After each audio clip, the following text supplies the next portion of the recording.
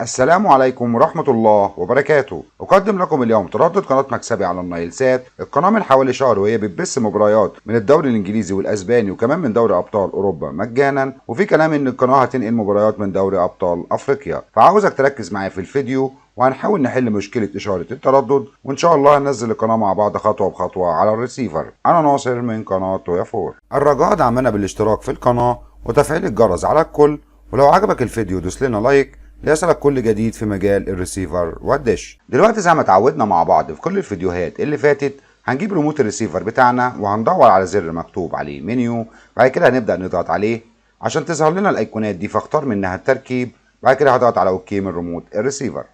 هيدينا القائمة دي، هتنزل لغاية لما تختار قائمة الترددات، وبرضك من ريموت الريسيفر هتضغط على زر اوكي عشان يدينا القائمة دي. اول حاجة هندور عليها هل احنا واقفين على قمر النايل سات ولا لا، علشان كده هتلاقي في زر عندك في ريموت الريسيفر هيبقى مكتوب عليه سات، هتبدأ تضغط عليه علشان يديك قائمة الأقمار عندك، فتختار منها قمر النايل سات وتضغط على زر اوكي من ريموت الريسيفر، وبكده انت بقيت على ترددات النايل سات. لان في ناس كتير مننا بيكون عندهم في الطبق بتاعهم اكتر من ال ان بي لكذا قمر، فما بيجي للاسف ينزل التردد بينزل على قمر غير قمر النايل سات، فبيجي يعمل باحث لا اما بيلاقي ان الاشاره مش موجوده في التردد، لا اما القنوات ما بتنزلش معاه، فكان لازم الخطوه دي على اساس نتاكد ان احنا على قمر النايل سات. بعد كده زي ما انتم شايفين هنبدا نبص لتحت لغايه لما نوصل لكلمه ضبط الهوائي، عشان لو في اي مشكله في ضبط الهوائي بردك التردد مش هينزل معانا. زي ما انتم شايفين كلمه ضبط الهوائي عندي هنا جنبها كلمه انفو، يبقى انا على طول من ريموت الريسيفر هضغط على كلمه انفو عشان يديلي القايمه دي. هتبدا تبص لاول حاجه اللي هي ال ان بي نوع، لازم تكون فرقه كيو، لو لقيتها موجة سي او مستخدم هتغيرها لكيو فرقه. اما تردد ال ان بي لازم يكون 10600 على 9750، لو لقيته يونيفرسال او عالمي التلاته زي بعض ما فيهمش اي مشكله. بعد كده هتبدا تنزل بقى لكلمه ال ان بي طاقه، لو لقيتها عندك مكتوب اغلاق هتخليها انت فتح. بعد كده نمط الدايزك هتسيبه زي ما هو، بعد كده هتدوس على زر اكزيت من ريموت الريسيفر. لو اداك حفظ البيانات مفيش مشكله، هتضغط على زر اوكي من ريموت الريسيفر، وبكده يبقى احنا عملنا ضبط الهوائي واتاكدنا ان هو مفيهوش اي مشكله. بعد كده بقى هتبدا تبص لتحت لغايه لما تلاقي في 4 عنوانات نفس العنوانات اللي عندك في ريموت الريسيفر، لكل لون فيهم امر ووظيفه معينه. احنا اللي يهمنا هم حاجتين، كلمه اضافه وكلمه بحث.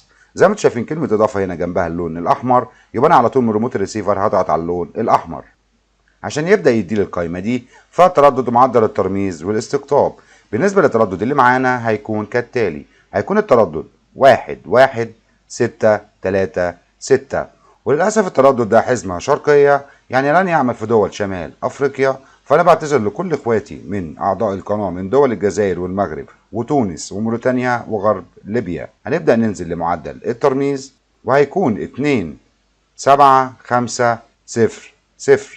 اما الاستقطاب فهيكون عمودي، واجي من ريموت ريسيفر واضغط على زر اوكي. لو اداك مرسل موجود مفيش اي مشكله، معنى كده ان التردد موجود عندك. كل اللي انت هتعمله تضغط على زر اوكي مره تانية عشان يديك علامه الصح دي.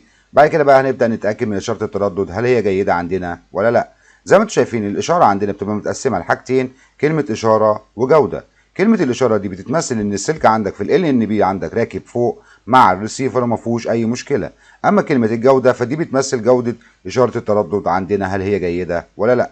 لو لقيت ان جوده الاشاره عندك قليله او مش موجوده، كده المشكله عندك مش في التردد ولا في الريسيفر، كده المشكله عندك هتبقى في طبق الاستقبال. فانت حضرتك هتحتاج فني يبدا يطلع لك لطبق الاستقبال عندك ويبدا يحركه لغايه لما يرفع لك جوده الاشاره، وبكده هتيجي تعمل باحث هتلاقي القنوات نزلت معاك بمنتهى السهوله. بعد كده بقى نبدا نبص على كلمه بحث. زي ما انتم شايفين كلمه بحث عندي هنا جنبها اللون الازرق، يبقى انا على طول من ريموت الريسيفر هضغط على اللون الازرق عشان يبدا يدينا القائمه دي. بيقول لي باحث عن الشبكه خليه اغلاق، ونوع القناه اختار مجانيه، واضغط على اوكي من ريموت الريسيفر. زي ما انتم شايفين بدا يعمل معايا باحث. في النهايه التردد ده هينزل معايا 33 قناه. بيقول لي حفظ نتيجه البحث، هاجي على كلمه نعم واضغط على اوكي. بعد كده حفظ البيانات بردك هضغط على اوكي من ريموت الريسيفر. بعد كده تبدا تنزل تحت قناه واحد عندك عشان تشوف القنوات اللي نزلت معاك. لو لقيت ان القناه ما نزلتش معاك او دورت عليها وما لقيتهاش، يبقى من الافضل ليك ان انت تعمل حذف للتردد من عندك وهتكتبه من جديد وهتعمل باحث، هتلاقي القنوات نزلت معاك تحت قناه واحد. زي ما انتم شايفين مكسبي تي في نازله معايا بجوده اتش دي، وان شاء الله بسيب لك فيديو في صندوق الوصف وكمان في اول تعليق لطريقه نقل القناه من المكان ده لاي مكان انت تحبه، او حتى ترتيب قنوات النايل سات ككل. وفي النهايه ارجو ان ينال الفيديو اعجابكم، ولو قابلتكم اي مشكله اكتب لي في التعليقات، وشكرا لكم.